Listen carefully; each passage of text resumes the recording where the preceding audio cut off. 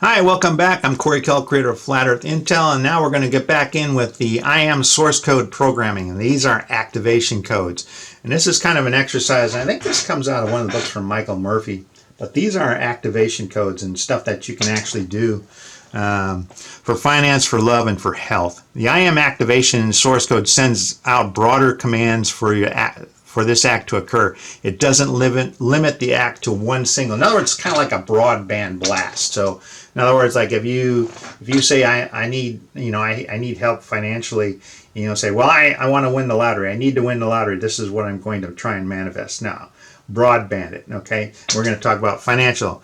I am the embodiment of financial peace and freedom.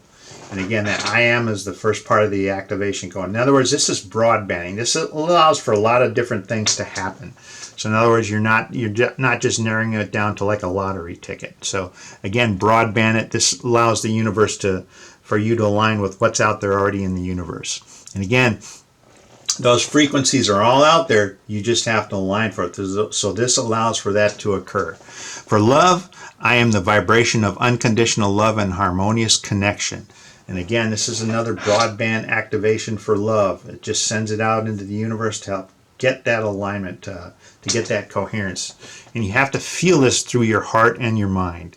You can't just say the words, you have to feel it as well. So that's very powerful, very important. For health, I am the healing, intelligent, and radiant vitality of my body.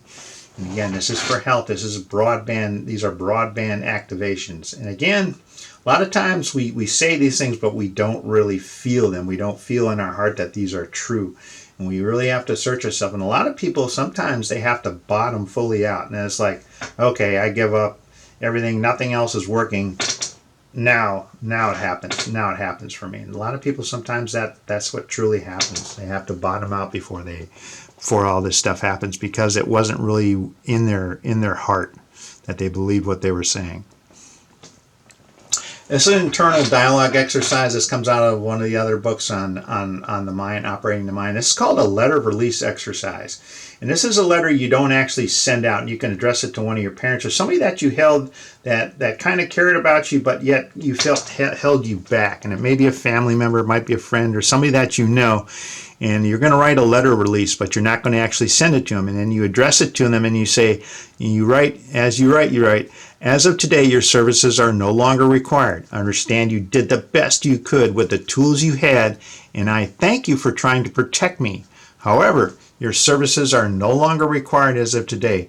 I, as a sovereign adult of my life, consciously choose to release this belief and adopt a new truth. I reclaim my power to write my own script.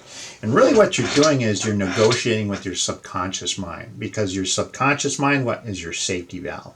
So you have to work with your subconscious mind. Don't work against it. Work with it. Work within that subconscious mind. And this a lot of times will help you get through that subconscious block. Let's talk about the matrix and what the supporting system within the matrix are. What we call NPCs, or non-player characters. They're like video games. You're not playing that character. That character is within the video game.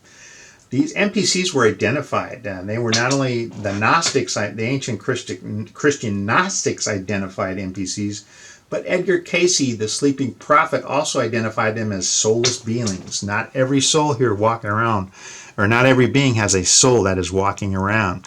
And Cayce gave over 14,000 meanings. A lot to science and government. They were like shocked. They were like, really? There are beings walking around here without souls. Yeah, you kind of look around. It's like, yeah, okay. So level 1, I put them at 3 different levels, and then I put in OCs, and I'm talking from military science and my understanding. Level 1, I call them government, education, centers of influence. These are the level 1 NPCs, and a lot of times these are leaders. And again, we'll talk a little bit more about them. Level 2 are manufacturing workers, intermediate skill level. There are your big manufacturing levels, technicians, stuff like that. Level 3 are your base level workers, skill level 3 level workers. Maybe your street.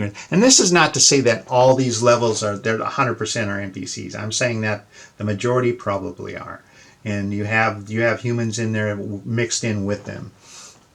OCs are observer controllers. They're kind of like mediums, I think, that I feel that are within the system. And those mediums can actually be family members, I believe. family members or relatives or somebody that you know, kind of help to kind of guide you every now and then to point you in the right direction. Not every soul, not every being has a soul. Edgar Cayce identified this.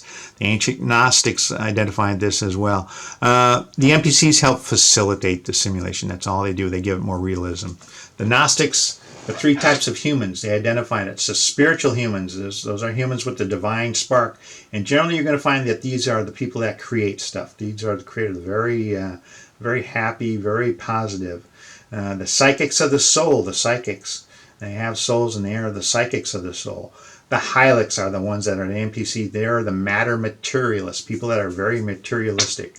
They are influencers of humans with power in the system. They can be governments, rulers, leaders, centers of influence, including education and religion, but lack moral compass, vessels without essence. And Edgar Cayce, as well as the NPCs, identified this.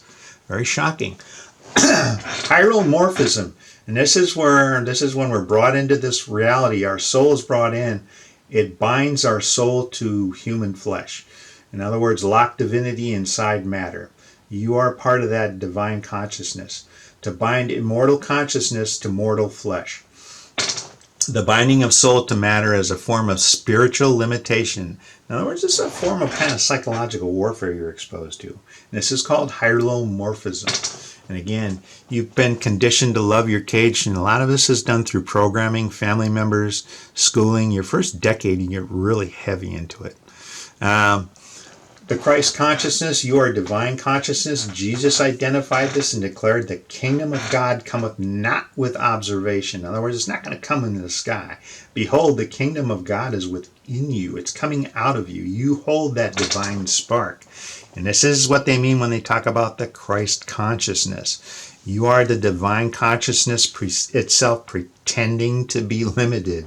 And you can increase you can break out of that, but you just need to learn how to align, become coherent with those higher vibration, with that higher vibration frequency, align with what manifests your own reality. You are God operating in human form. It's called hieromorphism. You have that divine spark within you. And a lot of people are afraid of this higher knowledge. They feel that simulation for some reason leaves God out of the process. It doesn't. It confirms it. It does the opposite.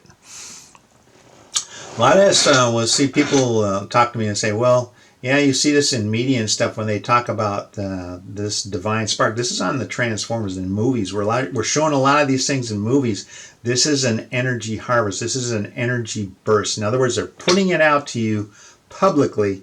They're showing you what's really going on. This is an energy burst. This is a burst of energy.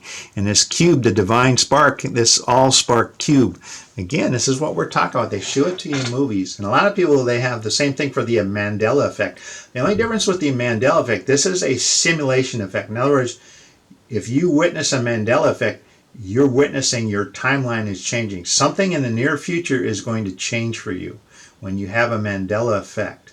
You're changing a timeline. You've done something, you've thought of something just prior to that effect that you're changing. You're going to change your timeline. You're going to change your reality.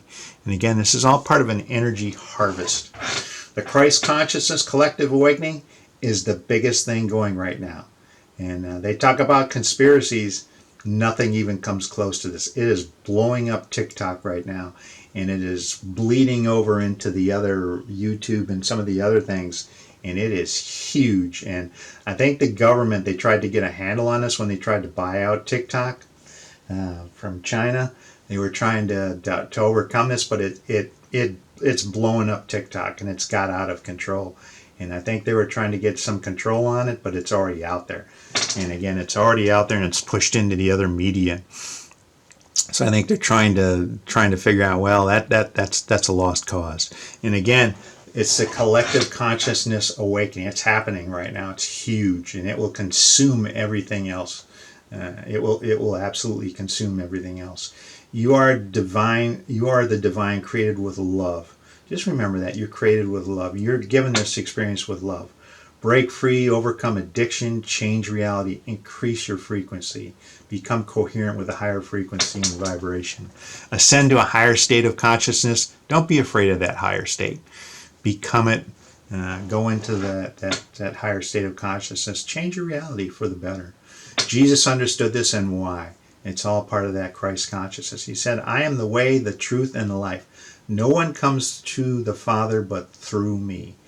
And again, he's talking about they are one consciousness. And again, it's all knowledge or gnosis. It is within you. It is very powerful. At the end of all this, we're going to have to come to a terminal decision point, whether we accept this higher knowledge or whether we just ignore it. And again, a lot of people are afraid of this higher knowledge, and I understand it. It can be very scary. You have immense power within you. Just understand that in all of this, you are loved and cherished. Life experiences and an understanding of higher knowledge are all part of this experience. It's a learning experience. I call it the sandbox, but you're here to learn something.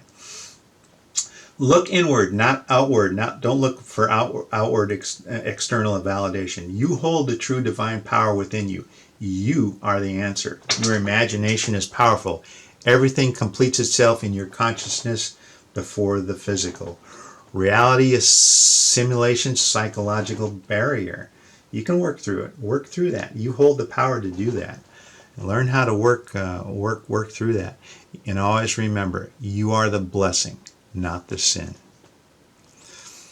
I can be reached through these emails at coryifish@gmail.com or corykell7@gmail.com or my website, flatearthintel.com.